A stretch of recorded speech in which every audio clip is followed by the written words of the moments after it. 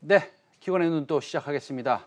그 연일 최고가를 찍던 금값이 살짝 조정을 오늘은 받았습니다. 이게 단기 급등세에 대한 브레이크인지 하반기까지 놓고 봤을 때는 금값이 뭐 지금 뭐 살짝 조정을 주는 것인지 좀 우리가 그거에 대해서 좀 분석을 하고 또 좀 전문가에게 좀 말씀을 좀 들어보고 싶습니다. 과연 금값 상승, 우리 관련 투자자 열기가 쉽게 식지 않을 것이라는 전망에는 어떤 근거들이 있는지, 아니면 은은 또 어떠한지, 우리가 은과 금을 통해서 또 시장을, 주식시장을 예측할 수 있는지, 우리가 홍익희 세종대 교수님 모셨습니다. 어서 오십시오. 예, 안녕하세요. 네, 반갑습니다. 홍 교수님께서는 뭐 코트라에도 오래 계셨고요. 예. 최근 또 금값 조정은 일시적 현상으로 지금 보시는지, 아니면은 뭐 지속적으로 뭐 3,000불이 넘어갈 건지, 먼저 뭐 좀 단도직입적인 질문 좀 여쭙겠습니다. 예. 저는 현재 금값이 일시적으로 조정받고 있는 거는 말 그대로 일시적이라고 생각하고요. 이거는 달러 인덱스가 이번에 고용지표가 잘 나와서 살짝 올랐어요. 그다음에 미중 갈등이 약간 위험 수위로 넘어가니까 그런 의미에서 달러는 금하고는 반대 방향의 성격을 갖고 있습니다. 그러니까 달러 가치가 올라가면 금 가격은 조정을 받습니다. 그리고 전체적으로 봤을 적에는 달러 가치가 앞으로 하락하는 한 그 추세가 반전되지 않는 한 금값은 올라갈 겁니다. 알겠습니다. 그 조금 더 긴 시각에서 놓고 이제 보시는 건데요. 외환 시장과 사실은 금, 은 등의 자산 가격이 사실은 긴밀하게 유지하고 있습니다. 그렇죠. 약간 상관계수가 높다는 말씀이죠. 예. 교수님께서는 계속해서 뭐 이제 여러 가지 방송을 통해서 저도 이제 본 적이 있는데 예. 금에 투자해야 된다 이렇게 이제 강조하신 것으로 알고 있습니다. 그러면은 뭐 당연히 이 그 의견에 대해서는 변함이 없으신 거죠? 예, 맞습니다. 그건 뭐 비단 저만 얘기하는 게 아니고요. 네. 그 레이 달리오를 비롯해서 네. 그 유명한 투자가들이 다 같이 이런 시기에는 포트폴리오에 그 금과 은을 추가해야 된다라고 이야기하는 대목입니다. 이제 그 이유는 이렇습니다. 그 양반들이 보기에는 달러 가치의 이 하락세가 이게 일시적인 현상이 아니고 앞으로 상당 기간 오래 지속될 거라고 보는 거거든요. 근데 그 이유는 지금 그래프에서도 보시겠지만 네네. 이번 코로나 사태로 인한 경제 위기에 미국이 엄청난 유동성을 풀었습니다. 네. 즉 시중에 보는 동화를 푼 건데 네. 그게 자그마치 지금 7조 달러 가까이를 풀었습니다. 네. 이 수치는 그러니까 3월서부터 5월 사이에 푼 금액이 네네. 지난 글로벌 금융위 6년간 푼 금액보다도 지금 더 많은 수치입니다. 네네. 그러다 보니까 연준으로서는 사실은 인플레이션 하락세가 급격하게 나오는 걸 막기 위해서 네네. 스스로는 그렇게 그 본원통화 발행을 네네. 공격적으로 하지 않습니다. 네네. 지금 연준 자산을 살펴보면 아시겠지만 오히려 7억 달러를 하회하는 수준에서 네.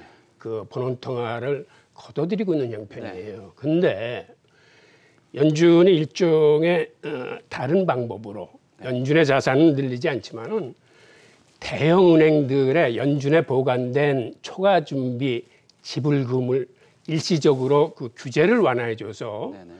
그 돈으로 미국 국채를 사게 하고 있습니다. 네네. 그러한 이유로 인해서 이 유동성 장세는 계속될 것이고 달러 가치는 계속적인 이제 하락세를 가져올 겁니다. 그러면 달러 가치가 하락하는 한 금값은 상승합니다. 예. 알겠습니다. 이게 이런 말씀이시네요. 저도 이제 그 페드에서 나온 차트를 이제 매일 보고 있는데요. 예.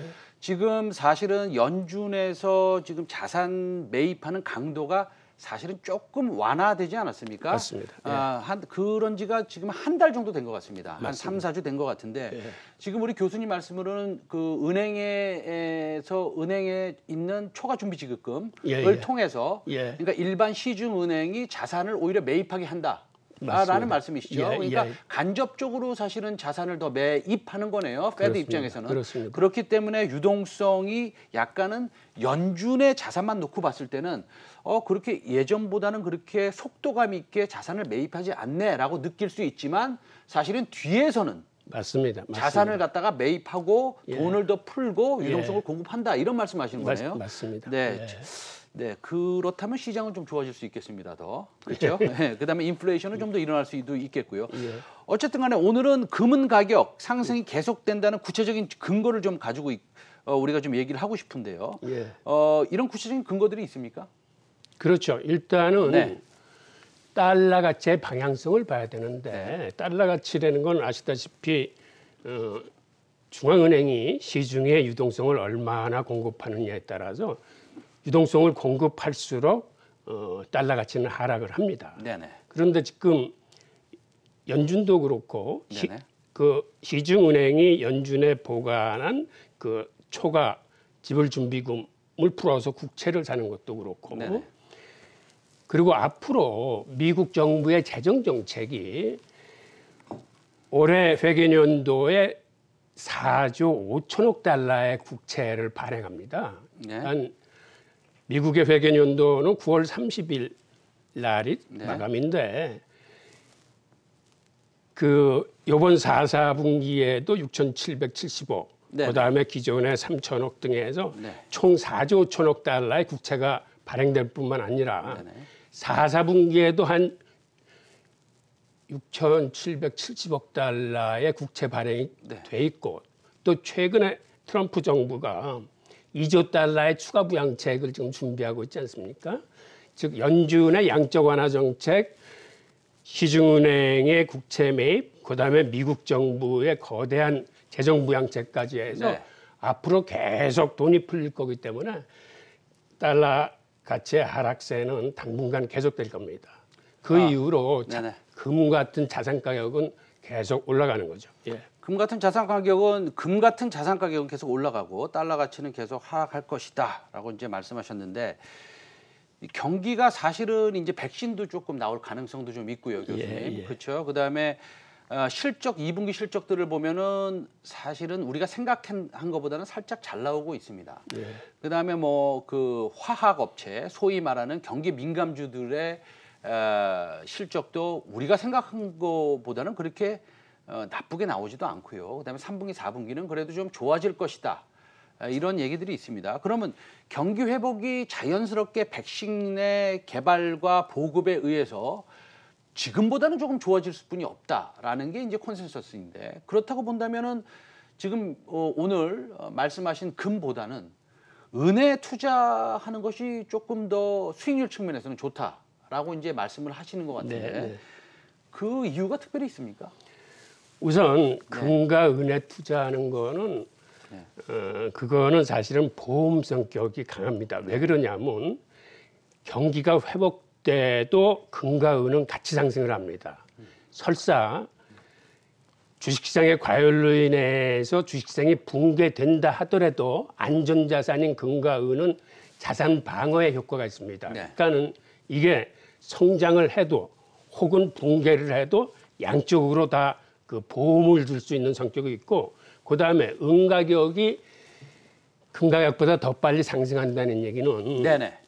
금과 은은 수요 측면에서 약간 차이가 있습니다. 금은 산업적 수요가 12%인데 반해서 네. 은은 한 56%가 되고 네.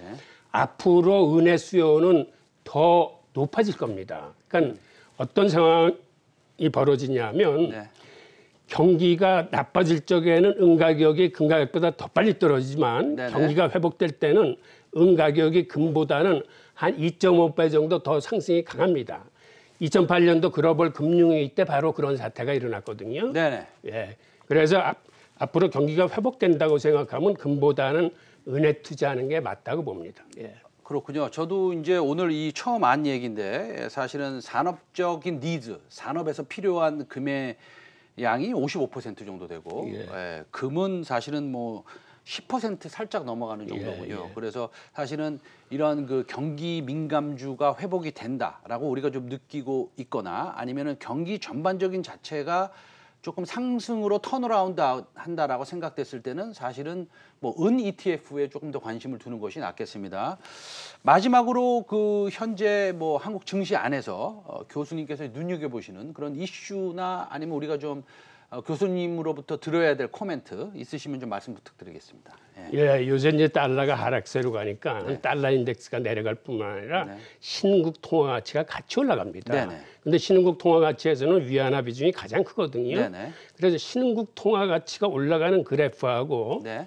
우리 삼성전자가 올라가는 그래프가 아주 유사해요. 아하. 예, 그 얘기는 네네. 달러 캐리 트레이드가 발생했을 때, 즉 네. 금리가 낮은 미국에서 네. 금리가 높은 중국으로 네. 이 자금이 자본의 흐름이 이동됐을 때, 예, 이동했을 적에 네.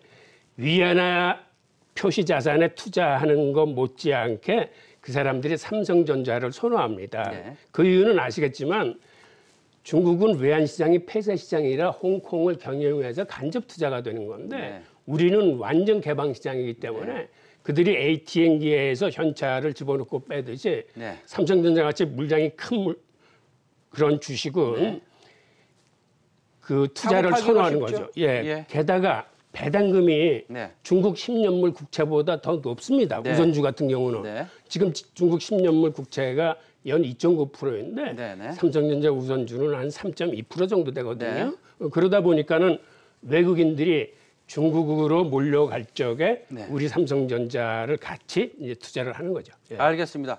금과 은의 투자가 상당히 매력적이다라고 말씀하셨는데 그 중에서도 이제 산업이 좀 턴어라운드 할 때, 경기가 턴어라운드 할 때는 은이 좀 더 빠르겠다라는 말씀도 해주셨습니다. 그리고 현재 이제 신흥국 화폐가 조금 상승한다, 그러니까 가치가 상승한다는 것이죠. 절상이 될 때는 삼성전자 우선주가 디비덴드, 그러니까 배당률이 3.2%까지 나오니 장기 투자로서는 우리가 좀 고려해 볼 만하다라는 얘기까지 해주셨습니다.